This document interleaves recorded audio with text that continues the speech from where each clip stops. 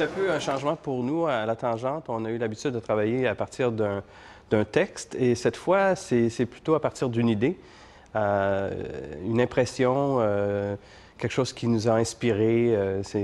On a été inspiré un peu par la vie de Camille Claudel et puis son œuvre. Et puis ça a mené à créer une histoire, l'histoire d'une chorégraphe qui est, elle aussi, inspirée par l'œuvre de Claudel.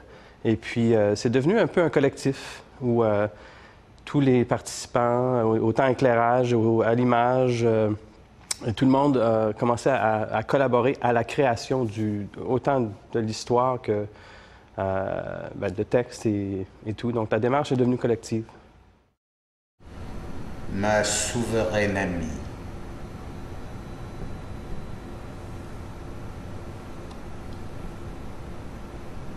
je suis toujours malade. Et cependant, si je dois guérir,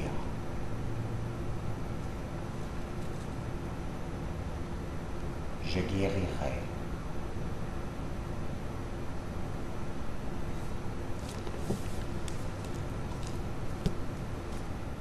Car le vernissage où je vous ai vu est pour moi le commencement d'une consolation qui me rendra à la santé.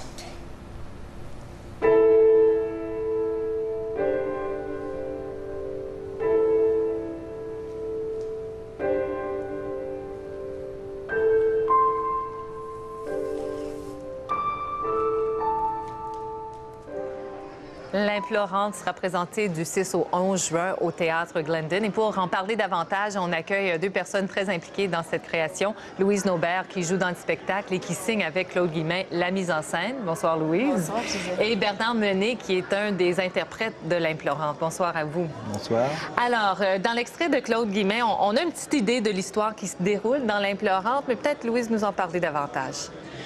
Oui, en fait, c'est l'histoire d'une chorégraphe qui se retrouve à Paris et elle fait une visite au musée Rodin et elle est renversée par ce qu'elle y trouve, c'est-à-dire dans les œuvres de Camille Claudel, c'est l'Implorante qui fait partie d'une sculpture à 3 pièces qui est intitulée L'âge mûr. C'est ce triptyque, et c'est l'Implorante qui la bouleverse à cause de la charge émotive contenue dans le mouvement suspendu. Et comme elle est chorégraphe et qu'en danse, on travaille l'expression de l'émotion par le mouvement, le fait que ce mouvement suspendu soit si révélateur d'un état intérieur va la bouleverser à un point tel qu'elle va revenir à répétition, voir cette sculpture pour l'apprivoiser, si on veut. Et elle va faire une recherche dans sa chorégraphie pour essayer d'atteindre ça, de trouver comment la sculpteur en est arrivé à exprimer cette intensité dans le mouvement suspendu. Et vous, Bernard, quel est le rôle que vous jouez là-dedans? Oh, plusieurs rôles, comme avec Louise, on fait plusieurs rôles. Oui, bon, le personnage de Rodin, forcément, qui a beaucoup influencé son œuvre, son amant, je fais aussi, qu'est-ce qu'on fait?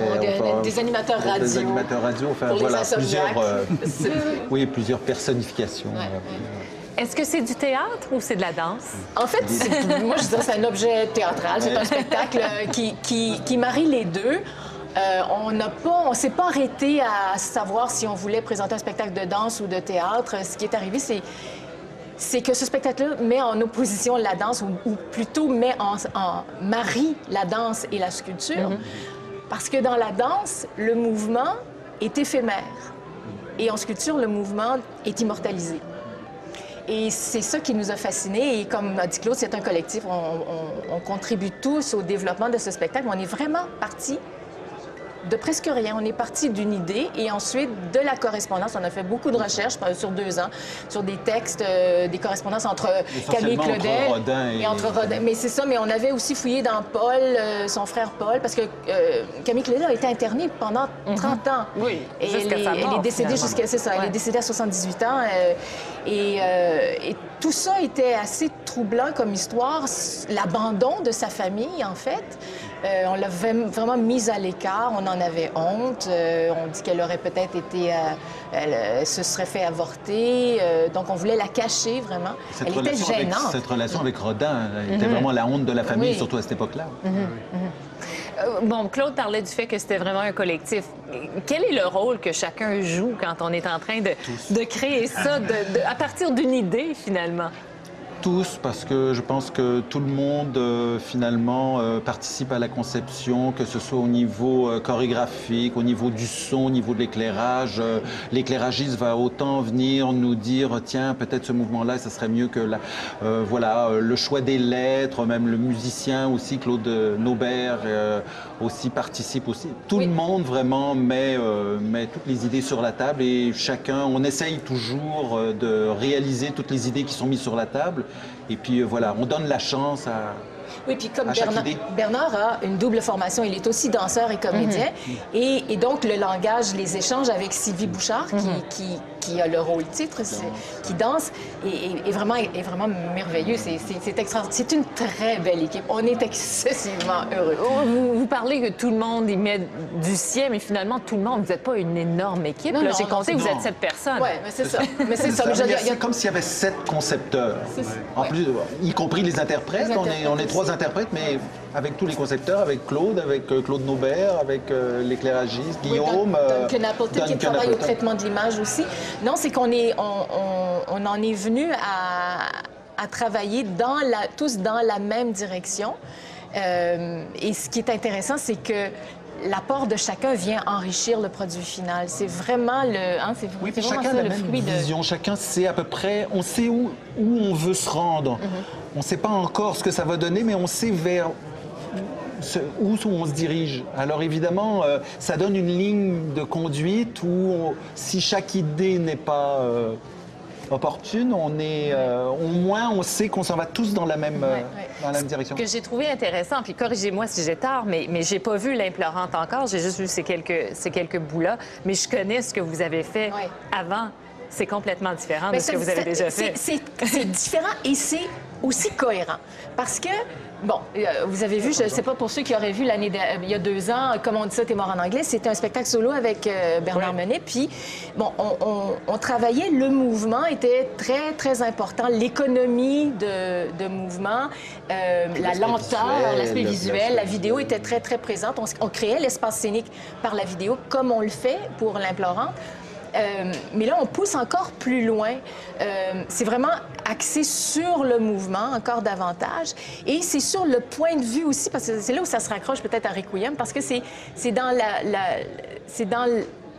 la subjectivité ou le point de vue qu'on a quand on raconte une histoire que se dévoile le personnage, mais c'est une façon qui est plus...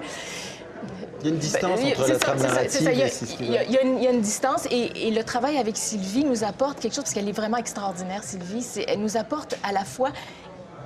Elle est danseuse, mais elle travaille aussi comme une comédienne. Une véritable interprète. C'est une interprète extraordinaire. Vous allez jouer cette pièce-là, ce spectacle-là, pendant... Une semaine. Ouais. C'est pas beaucoup? Non, pourquoi pas plus? Bien, écoutez, on fait de la création contemporaine ici à Toronto en français.